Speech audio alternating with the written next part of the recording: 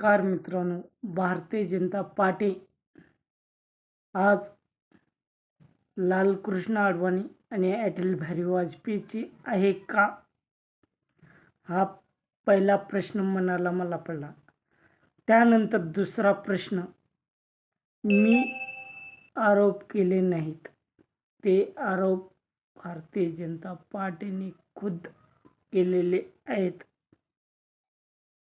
70,000 कोटीचा घोटाळा करणारा नेता कुठे आहे आज?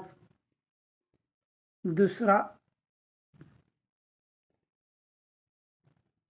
800 कोटीचा घोटाळा करणारा नेता कुठे आहे आज? आणि तिसरा, 3,000चा घोटाळा करणारा नेता आहे कुठं? जर यांचे नावं तुम्हाला माहीत असतील तर कमेंट बॉक्समध्ये टाकायला विसरू नका.